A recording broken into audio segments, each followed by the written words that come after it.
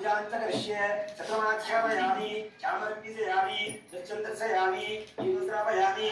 पूजनारोहयामि गजानारोहयामि मूषिकानारोहयामि समस्तराजोपचार शक्त्योपचार भक्त्योपचार पूजां समर्पयामि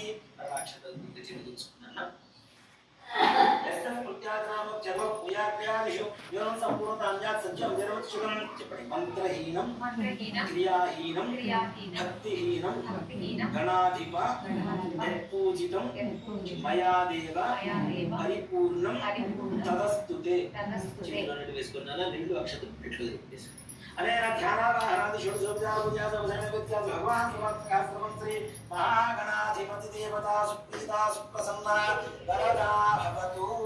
एतत्परं श्री परमेश्वरार्पणमस्तु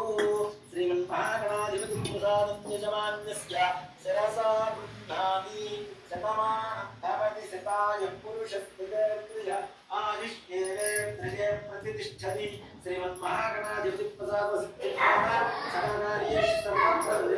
सर्वसिद्धिरस्तु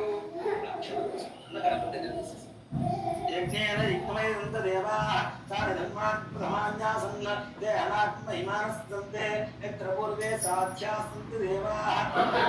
यथास्तानं प्रवेशयामि शोभनार्थे क्षेमः पुनः आगमनाय च గణపతిని యథాస్థానం చెప్పుకున్నప్పుడు కదిలిసి ఇట్లా లాగుతూ ఉంటారు బాబా అంత తప్పున ఎందుకంటే మంత్రంతో ఆవాహన చేసినప్పుడు మంత్రంతోనే ఉద్వాసన చెప్పాలి కాబట్టి యజ్ఞమైనంత దేవా అనే మంత్రం చెప్పి చరవని తోలుకోకుండా ముందుకు లాగడం వెనక లాగడం ఇట్లా కదిలిస్తుంటారు అది తప్పు మనం మంత్రంతోనే ఆవాహన చేశాము స్వామివారు వచ్చినట్టు మనం భావిస్తున్నాం కాబట్టి మంత్రంతోనే గణపతిని ఉద్వాసన చెప్పుకోవాలి ఎందుకంటే గణపతిని మహాగణపతిని ఎక్కువసేపు మరి భరించలేదు కాబట్టి ఆయన కైలాసానికి పంపించాల్సినటువంటి పరిస్థితి తొందరగా ఆయన ఇక్కడ ఏం చెప్తున్నామంటే క్షేమ పునర ఆగమనాయ చ శోభనార్థి మరలా శుభకార్యం చేస్తున్నప్పుడు పిలుస్తాను ఆయన రాండి అని చెప్పి చెప్తాం ఆ పూజ అయిపోయిన తర్వాత ఈ గణపతిని పసుపు గణపతి ఏదైతే ఉందో